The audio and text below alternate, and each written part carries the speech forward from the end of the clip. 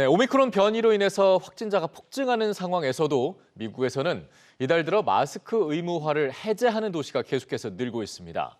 마스크 의무화를 유지한 일부 도시에서는 학생들의 집단 시위까지 발생하고 있는데요. 글로벌 뉴스 브리핑에서 자세히 알아보겠습니다. 자, 길금희 기자 어서 오시죠. 안녕하세요. 네, 자 어제 전해드린 바가 있는 소식입니다. 이 일부 주, 그러니까 공화당이 집권한 일부 주를 중심으로 해서 마스크 의무 착용이 해제가 되고 있었고 이게 지금은 전국적 양상으로 이어지고 있다. 근데 이제는 마스크를 쓰지 않는 것을 벗어나서 이제 거부까지 하고 있고 이런 양상들이 생각보다 좀 빠르게 진척이 되고 있는 모양새죠. 그렇습니다. 공화당을 시작으로 민주당 소속 주지사들까지 코로나의 공존을 택하고 있는 건데요. 뉴욕타임즈는 도시들의 잇따른 방역 조처 해제를 두고 이 팬데믹 시작 이래 주차원의 방역 조처 철회로는 가장 큰 것 중 하나라고 평가하기도 했습니다. 예. 그러면서 이 팬데믹 초기부터 이 고강도 방역 조치에 앞장서온 이 주지사들조차 이제는 코로나19와 함께 살기를 준비하고 있다고 전했습니다. 네, 코로나19와 함께 살기. 그러니까 방역 조처를 해제한 주들이 실행하는 그 내용들을 구체적으로 한번 좀 들여다볼까요? 네, 우선은 이 캘리포니아주는 백신 미접종자를 제외하고는 이달 15일을 기점으로 실내 마스크 착용 의무화를 해제하기로 했고요. 예. 코네티컷주와 오리건주 역시 마찬가지입니다. 이 다음 달 말 마스크 의무화를 강행하던 기존의 조처를 모두 없애기로 밝혔습니다. 다만 미국 내에서 이 코로나 확산의 진원지로 꼽혔던 뉴욕주, 또 이 미국 수도인 이 워싱턴 DC의 경우는 다른 주들과는 달리 아직은 좀 더 지켜보자는 입장으로 유보적인 태도를 유지하고 있습니다. 한마디로 주마다 아직까지는 좀 상이한 부분이 있는데 이러다 보니까 당연히 시민들의 어떤 반발 이렇게 이어지는 거 아니겠습니까? 그렇습니다. 이 대표적인 게 일리노이주 상황인데요. 일리노이주는 얼마 전 700여 명의 학부모가 학교 마스크 의무화 조치에 반발을 해서 소송을 제기하기도 했는데요. 예. 법원이 주정부의 방역 조치를 위헌으로 판단하고 잠정 금지 명령을 내렸지만 일부 교육청에서 의무화를 고수하면서 시민들의 반발이 확산하고 있는 상황입니다. 일리노이주에서는 일부 학군 학생들이 항의 표시로 마스크를 벗고 등교를 하는가 하면 학부모 단체도 교육위원회 긴급회의에서 마스크 의무화 폐지를 요구하면서 교육 당국과 마찰을 빚고 있는데요. 또 이 시카고 북부의 한 고등학교 학생들도 마스크 없이 등교를 했다가 학교 측에 의해서 체육관으로 대거 이동하는 해프닝이 벌어지기도 했습니다. 예, 뭐 어제도 말씀드린 바가 있습니다만 그동안 참아왔고 지켜왔던 부분들이 있는 만큼 안전을 아직까지 좀 최우선으로 좀 지켰으면 좋겠습니다.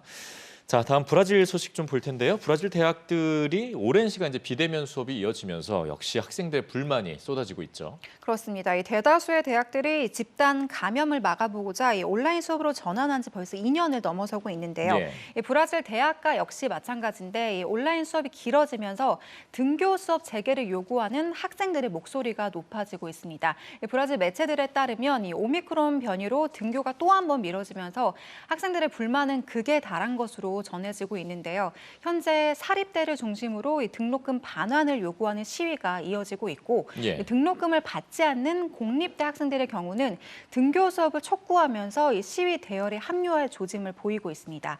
이 상파울루 시내 한 사립대 학생들은 이 온라인 수업이 2년째 계속되면서 이 교육의 질이 심각하게 떨어지고 있다며 그럼에도 이 등록금은 정상적으로 내야 하는 상황이 이어지면서 학생들만 이 피해를 보고 있다고 주장을 했는데요. 네. 대학들은 아직은 조심스럽기만 합니다. 한 연방대학은 코로나19 백신 접종률이 높아진다는 것을 전제로 최대한 빨리 등교 수업을 재개할 방침이라고 입장을 밝혀왔습니다. 네.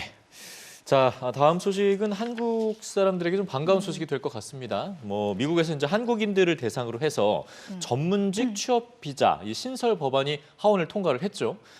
초읽기에 이런 것들이 들어갔습니다, 지금. 그렇습니다. 이 바늘구멍 뚫기보다 어렵다던 이 미국에서의 전문직 취업이 앞으로 우리나라 국민들에겐 좀 더 수월해질 것 같습니다. 예. 이 한국인 전용 전문직 취업비자 신설 법안이 미국 하원을 통과한 건데요.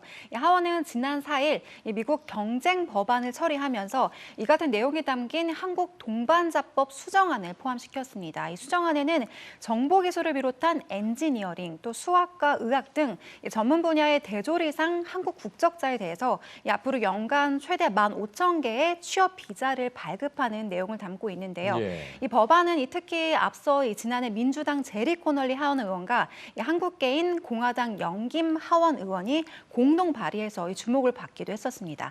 최종 통과가 된다면 우리나라는 미국에서 앞으로 연간 최대 15,000개의 전문직 비자 쿼터를 확보하는 국가가 되는데요. 네. 이른바 H-1B 비자라고 미국은 전 세계 친정자를 대상으로 전문직 취업 비자를 계속해서 발급해 왔었는데요.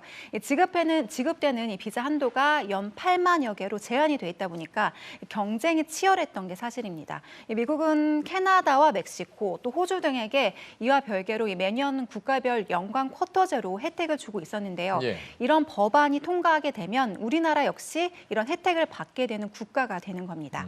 이 법안이 상원까지 통과돼서 실제로 도입될지 계속해서 관심 있게 지켜봐야겠습니다. 네, 최종 통과까지 좀 순항할 수 있기를 기대해 보죠. 자, 길금희 기자 수고했습니다.